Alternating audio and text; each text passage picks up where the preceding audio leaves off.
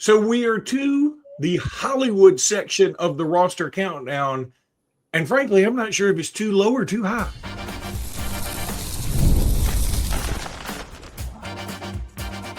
You are Locked On Bama, your daily podcast on the Alabama Crimson Tide. Part of the Locked On Podcast Network, your team every day. Hey, everybody. Welcome back into Locked On Bama. I'm still dancing. Jimmy's getting up. What's going on? Hey, everybody, and welcome back to Locked On Bama. AHSAA Radio Network's Luke Robinson. That's me. Alabama internet legend Jimmy Stein. That's him. Want to tell you guys that you have made Locked On the number one sports podcast network there is, so you are the best, and we appreciate you. Got to do a few things here. Got to give some shout-outs to some folks that saw me yesterday. We're calling the AHSAA Championships. Semifinals are going on. There is an incredible story about the championships that had a delay that I will tell you later. It's a little too raw, so we're going to wait. I'll tell you later. It's nothing bad. It's funny, but I'm going to tell you later. But I do want to give a shout-out. Will over at the AHSAA came up to me. We got a picture. Bob Carlton over at the AHSAA, he talked to me. He and his lovely wife, I believe her name was, oh, man, it was something cool. It was like Joyous, but that wasn't it. But what a cool name, Joyous. That's not it. And then I went to Publix yesterday in Chelsea to get lunch before I went to college. And I was checking out, and the guy that was standing there working said, "Are you Luke Robinson?" Yeah. And so I met him, and we took a picture. Super nice guy. He watches the show all the time. And then also want to thank Robbie and his son, Pearson. Robbie came up to me. His son couldn't make it, but his son was across the way. So get to see a lot of people over at the AHSAA Championships. A lot of fun. I highly recommend you come down to Legacy Arena and check these out. Man, Jimmy, last night, Section Providence Christian. I know a lot of you may not. You're like, what are you even talking about? If you just love basketball, Providence Christian, defending state champs, Section coming in. They won, I think Section won one like in 90. I can't remember when they won. It was a while back. And their coached Section, played for Section last time they won one.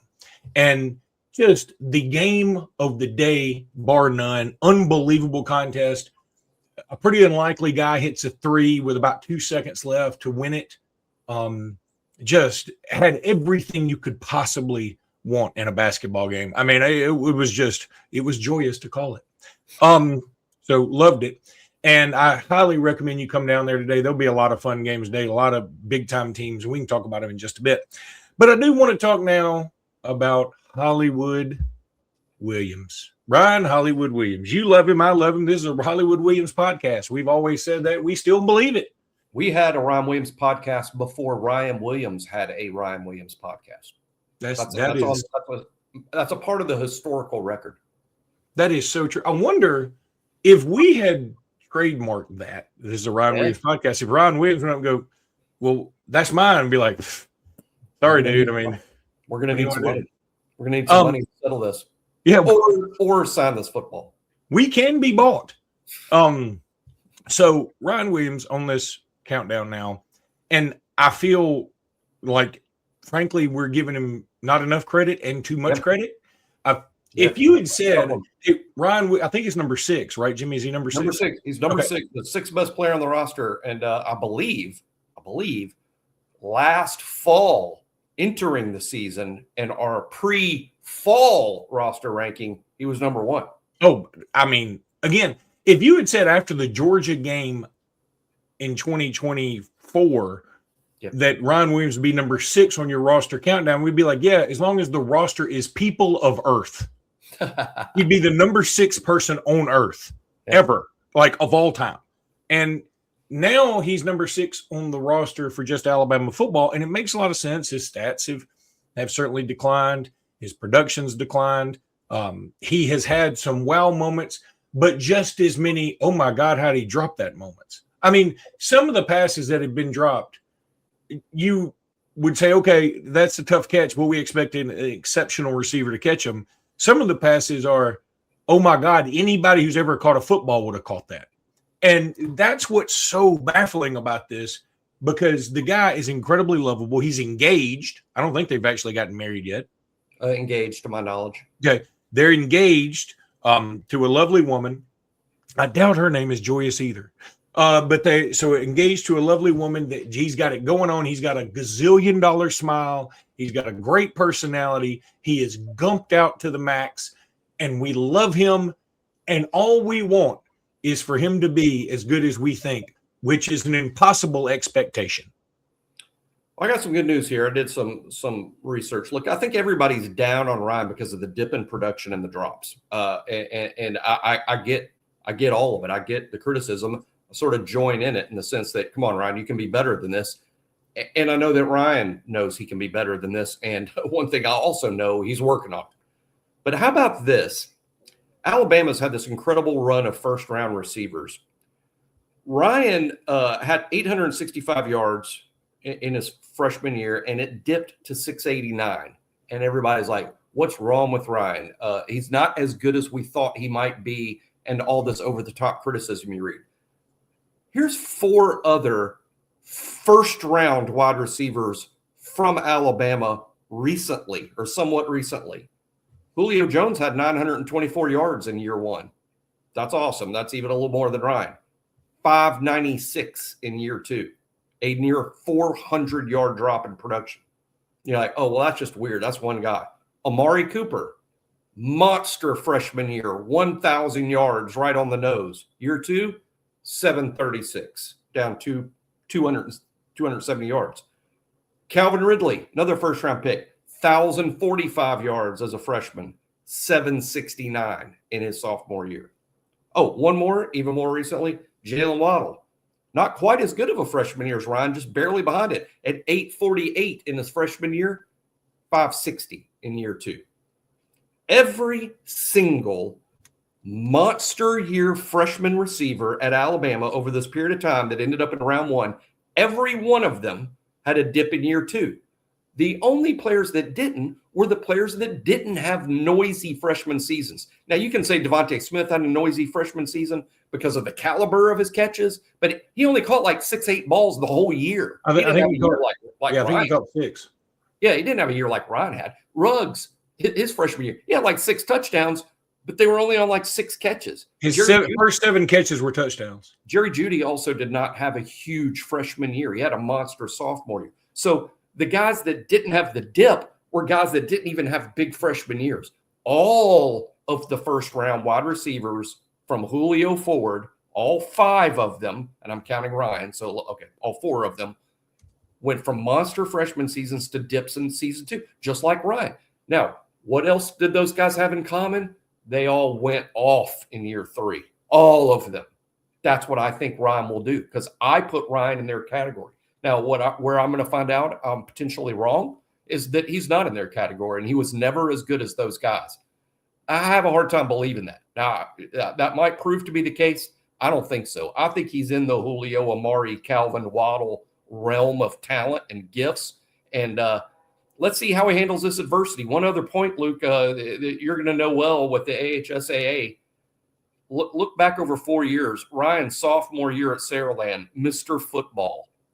His junior year, he followed that up. What did he follow that up with? Mr. Football. What did he follow that up with? A monster freshman year at Alabama, where he's considered quite possibly the second biggest wide receiver in all of college football behind the freak at Ohio State. Then he had this dip in production last year, down to 689 yards. This is the first adversity he's faced since he was in the 9th or 10th grade. This is the first time his career trajectory was up, up, up, up, up. Now down. How does he attack that will define what happens to Ryan going forward. That's really interesting. I guess I want to find a hole in your argument about the second year theory thing here. I want to find, okay, for instance, with Julio, if memory serves, in 2009, he was banged up a little bit. Mm-hmm. And also that team we were quarterbacked by Greg McElroy, who, again, good quarterback, but certainly not in the top 10 of Alabama history or anything. Very good quarterback. And we also had a Heisman winner at running back, which probably leads to, okay, you're probably going to have a dip from your wide receiver. Then, and we also had such a good defense, we were like, we don't want to put the ball in the air quite as much, probably with a first-year quarterback, all those things. Then you think about Amari, and his dip wasn't. Yeah, his dip was 200 yards. I remember his having some injuries his second year too. I don't remember how much he sat out this a long time ago. And then when it comes to Ridley, I sort of throw some of his stuff out, period, because his quarterback was Jalen Hurts, who wasn't quite where he needed to be. Yeah, I mean, obviously he's a Super Bowl winning quarterback and he's a NFL MVP type guy, but he probably wasn't where he needed to be at that moment when Calvin Ridley was blossoming. I think it's also important to note this, that Calvin Ridley, much older at the same class designation as Ryan Williams. In fact, Ryan Williams, I don't know the math. I don't know the birthday. Calvin may have been 4 years older than Ryan. Exactly. When they're both freshmen. And when he was a freshman, he was 20. Yeah. And he might have been 21, but I think he was 20. But Ryan was 17. Because didn't Ridley have to miss some of his senior year? That sounds familiar. In high school? Because he was so old? Yeah, I think that's true. And what you're saying is all true about all those guys. I would just point out that all of those things that you're saying applies to Ryan, who was also hurt. He was also hurt. And people, I don't know what it is about modern fans in particular, but the injuries are just an excuse crowd. That doesn't even register. It doesn't make any sense at all. Of course, injuries are an excuse. Ryan was hurt last fall. We were telling people during the end of last season that Ty Simpson was hurt, and it was like half of the people didn't care and half the people didn't believe us. And now it all came out that you see what we were talking about. Well, Ryan was hurt all of last year, really. I mean, he had an injury in fall camp, and he came back from it and played through it instead of giving it. He might have been better served at one point, missing 2 or 3 weeks. He didn't want to miss games, But I'm just saying, Ryan was hurt last year too, not as an excuse to explain the whole thing, but just guys get banged up, and it's going to affect your numbers. And but Ryan's also got a lot of improving to do, a lot, and he knows this just as well as everyone listening. I'm hoping that Ryan will have maybe a better chemistry with this particular quarterback too. And I think he may have also, I don't know, boy, I do feel like I'm reaching for excuses. There are going to be people that call me out in the comments, Luke, you're reaching for excuses for Ryan Williams because you love him so much. Probably. But maybe he's going to have a better connection with this particular quarterback, whoever that may be, Austin Mack. I'm thinking it's going to end up being Keelon Russell, but it could be Austin Mack. And that may be. And maybe Ryan was a bit of a flash in the pan. That is, for people who are haters on Ryan, I am not. But we can't disprove that he's just a flash in the pan when it comes to the college game. I can say this, when it comes to the AHSAA, when it comes to Alabama high school football, you've got to put him in probably the top. You got to put him in the top 10 of accomplishments, of statistics, of performance, of the way he impressed people. Again, I don't know how to figure. If you want to just do it on stats, it may not be in there. If you want to do it on stats alone. Here's another thing that's just so far off. I've heard it said, now not by a lot of people, but I've heard it said, he had one good game, and look at all that. He had one good game. Ryan Williams is the 4th leading receiver in Alabama history after 2 years in the program. That's 4 insane in history of Alabama football. Really? After years 1 and 2, only 3 players have caught more balls for more yards than Ryan Williams. So for this, he was only good in one game. That's absurd. He has over 1,500 yards receiving in a freshman and sophomore year, in which he was a reclassified kid, I might add. He's really a senior in high school and a freshman in college.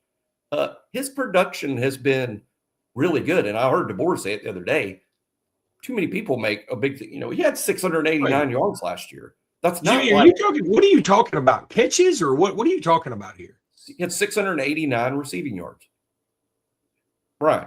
Last year. Okay, I know. But I'm saying, you're saying he's 4th all time. After years 1 and 2 in the program. Oh, okay. After years 1 and 2. After years 1 and 2. Okay. In terms of the trajectory he's on, he's 4th all time. So I'm using that to say it wasn't one good game. That's absurd. It is absurd. I mean, Shooty was the only reason we had a shot to win the Deadgum Vandy game when he made that incredible catch that year. So, look, I just don't get why anybody would be against the kid. Yeah, if some Auburn fans want to make fun of the fingernail polish thing, I can't defend that. I'm not a dude who believes dudes wear a lot of fingernail polish. I don't care if you do. I'm not here to judge. I'm just saying it's not my thing. It's not my children's thing, and that's okay. I mean, you do you, but I get why somebody might make fun of it. I'm just saying I'm not gonna. I mean, it's not a big deal to me. I don't know why people get bothered over stuff. You know why people get bothered? Because Jerry Seinfeld once said it. People are the worst. What if sports were traded like markets? Now you can put your sports IQ to work in real time with Robinhood prediction markets. It's not you against the house. What are you kidding? It's you participating in a live market. You can buy or sell your positions live all game long. Use your sports knowledge in the moments that matter. Robinhood prediction markets changes the game. It's people moving to action. So when the momentum shifts, you can move with it. I always knew the game, but never had a dynamic way to apply that knowledge. Now I can actually take part live in a market powered by people. You're no longer a spectator. Play by play, you decide.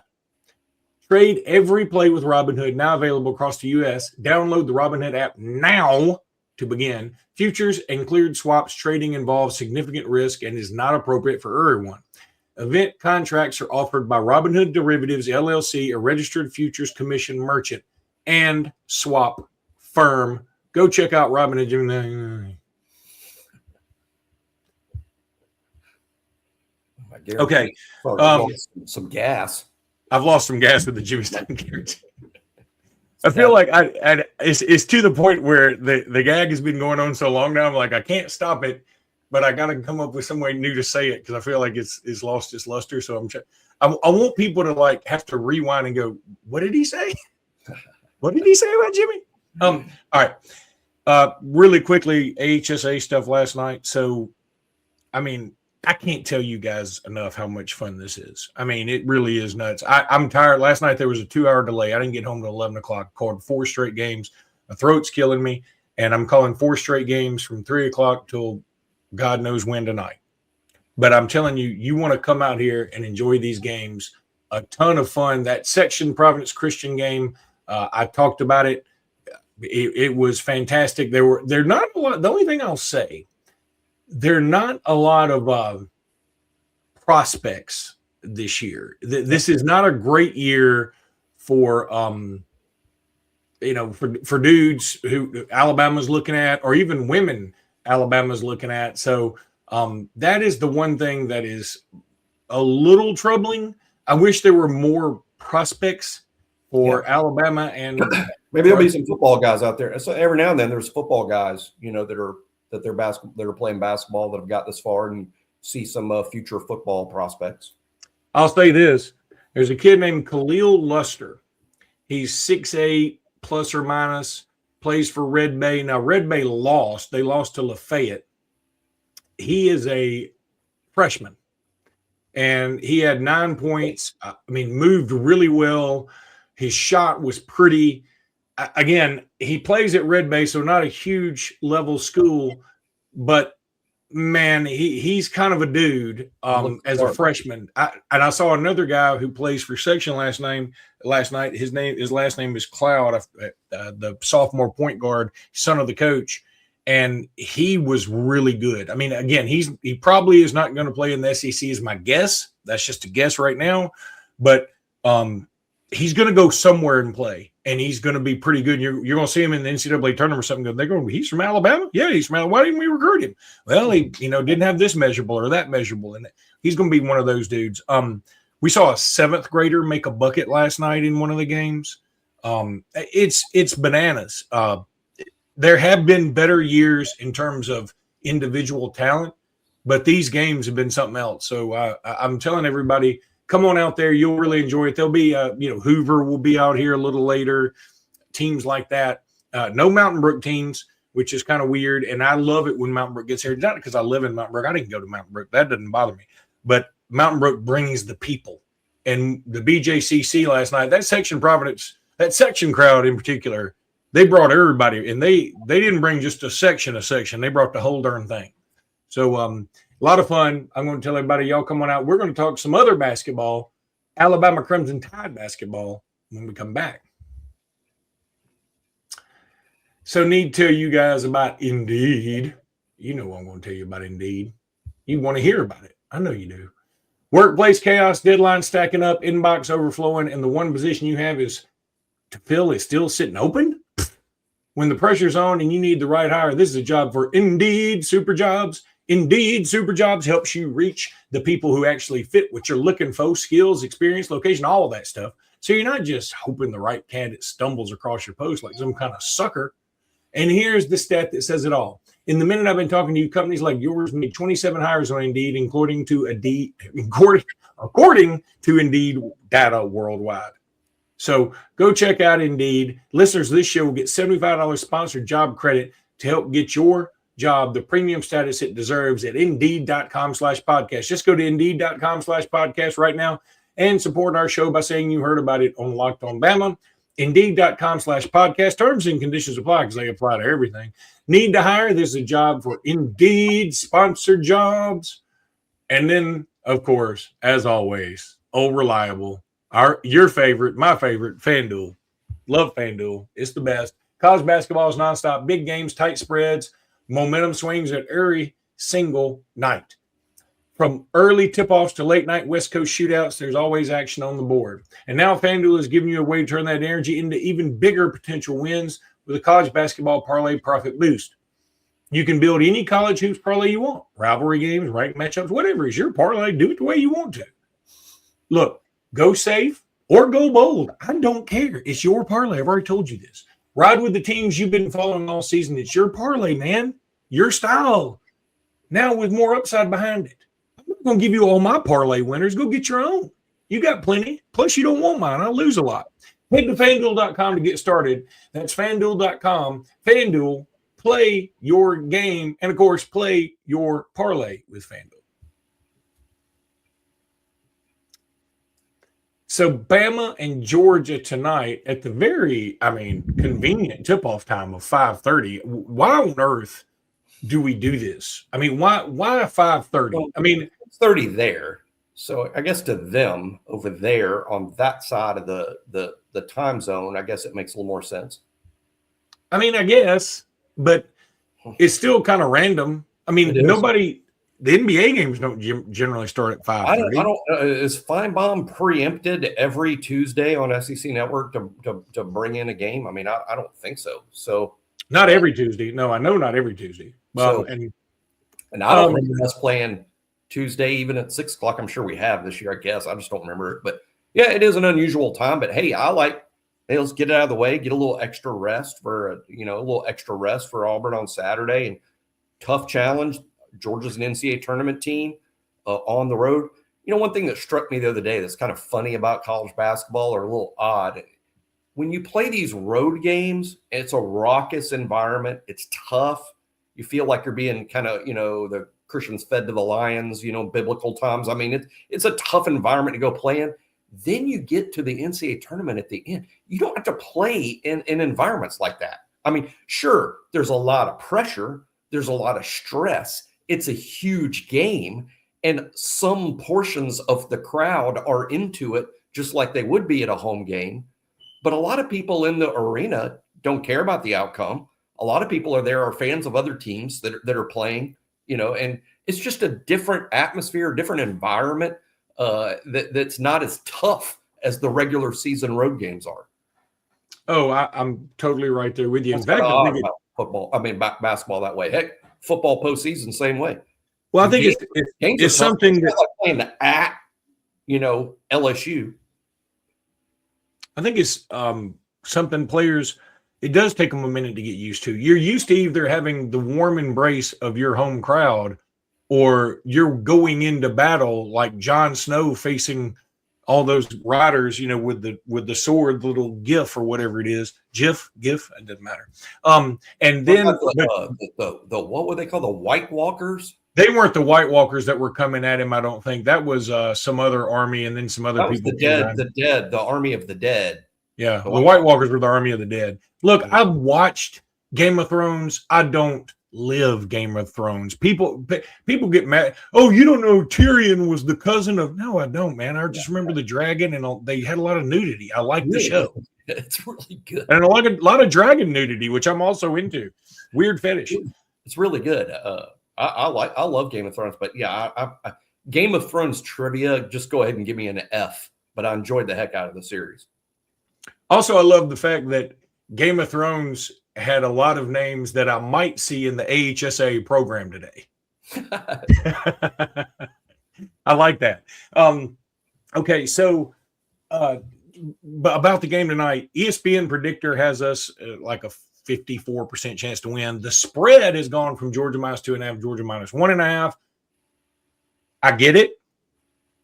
I would tell people to bet against Alabama at your own peril. Yeah. Right now, we're on a heater. We're on a heater. Yes, what goes up must come down. Eventually, Alabama will come down a little bit. I mean, you can make an argument. We came down a little bit against Tennessee. We didn't play well till the very end. But this team's just pretty good. They found themselves. And so I just wouldn't bet on Georgia tonight. I probably wouldn't take the game at all. But if I had to bet, I'd take Bama. In terms of the 10 guys that we're playing this year, because the other 3 are just out for the year. That's not a surprise. But Bristow, Hannah, and Collins, I mean, they're out for the year. So the 10 guys we have, Luke, this is the healthiest we've been probably all year, all season long, with the 10 guys we play with. I think tonight is the healthiest we've been. I'm really encouraged about that going forward, not so much just for tonight, but going forward. I think that's the key. Because I say as healthy as we've been, there's no way Philon's at 100%. There's no way Taylor Bowen, TBB, he's not 100%. But I think they're as close to it as they've been. Yeah. And the rest of the team looks pretty good. Wrightsville coming off SEC Player of the Week. I love where Alabama's at right now, and I think they're going to win tonight. Also, okay, so I'm like you. I thought the game was on SEC Network at 5:30, and most of the time when the game is on at 5:30, it is SEC Network. If I remember right, when we played that marathon game against South Carolina, I think it was 4 overtimes in Columbia several years ago. That was a 5:30 game, if memory serves. But and I remember thinking, oh, thank God this was a 5:30 game. It wasn't over till midnight. No telling what it would have been if it had been. I wouldn't be surprised. It's on ESPN News. The game's on ESPN News and SEC Network News. ESPN News, Jimmy. And just put it on Bravo at this point. Just call it something other than ESPN News. ESPN. I'm with you on that. I'm all about them going to show live events on it. It's not. I think the original ESPN News was just Sports Center, basically around the clock. Now they kind of do Sports Center around the clock on ESPN. I'm just saying, just call it something other than ESPN News. I miss a simpler time with Sports Center too, where it was just you had good stories because you could go to sleep to it, and then the osmosis, you'd wake up and know who won the Mets-Dodgers game. And I don't even like baseball. I can tell you about the St. Louis Blues just because I, was dreaming about it. It was seeping into my subconscious during my sleep, and now you can't do that because everybody's goofy. They always make a political stance of some description, and you're like, I don't want to hear just tell me who won the Nuggets game. Remember when we were kids? I think we have to go back to when we were kids. ESPN started in ESPN3. Oh, yeah. And it was a big launch. It was a big thing, ESPN3. And then you turned it on the moment it came on, and you turned it. ESPN3 was launched, and it's Keith Olbermann and Susie Colbert wearing leather jackets, sort of dressed like Fonzie. And the ESPN3 was written in a weird font. They were clearly trying to, appeal to young kids. They're trying to get a younger audience. There's no way that the younger generation listening to this show would believe us when we said, Keith Olbermann was actually pretty funny sports broadcaster for a while that was very apolitical. If you go look at him on Twitter now, I don't care what side you're pulling for, you wonder what is wrong with that man. Patrick and Olbermann probably to this day are probably the premier duo in SportsCenter history. I mean, I know other people are Heck, I even like Randy and Gary right now. I think they're very good. Randy, I'd rank them really high. But Dan Patrick and Keith Olbermann, historically, I think most longtime viewers would say they were the best. And that would surprise younger people that don't know, that weren't around for the Dan Patrick and Keith Olbermann Sports Centers. Sports Center used to be cool when it was much simpler. And I think they tried too hard to get too hip, and it just sort of got away from the essence of the show. Now, Scott Van Pelt has saved it to a degree, apparently. But I can't stay up that late to watch Sports Center anymore, so it doesn't matter to me. But here's what's weird on SEC Network night. They got a triple header. They got a game. This is wild to me. They got a game at 5 o'clock. Then they've got a game at 7 o'clock. The 5 o'clock game should be the 5 o'clock game, but it should be 5 in the morning. It's Tennessee at South Carolina. 7 o'clock, Mississippi State at Florida. That is also a game that I would prefer not to watch. And then there's 9 o'clock, LSU Auburn. That is, it's like JP Network said, you know what? I want to go down memory lane. Could y'all give me 3 terrible games that we have to watch? You're tipping at 9 p.m. Central in Auburn. In Auburn. I don't feel sorry for Auburn very often. I know some people that have to cover that game. I feel sorry for them. They're already like, this is ridiculous. I mean, there's a time change later this week. That means to some extent, like 5 days. To some extent, they're tipping off at 10 o'clock tonight. It's so dumb. I mean, I get if they were in the Mountain Time Zone, okay, but they're tipping off at 9 o'clock Central. Man, there's probably Auburn fans like from Birmingham and even Montgomery. I mean, they kind of drop. That's a big ask. 12 people there tonight. 12. Well, they're floundering. I'm sure a lot of Alabama fans are enjoying this. They're floundering, by the way. If you told me they were 100% going to lose, I'd take a 5-hour energy myself and go down there and watch it. They might. I mean, I'll pick Auburn to win tonight against LSU, but I wouldn't go to FanDuel and no. Put the family jewels on it. But is that an option? Either metaphorically or literally? I don't really think my family has jewels, but I was trying to come up with something valuable. I was thinking of your own family jewels. Again, not valuable. They have gone down and checked the cryptocurrency. It's bad.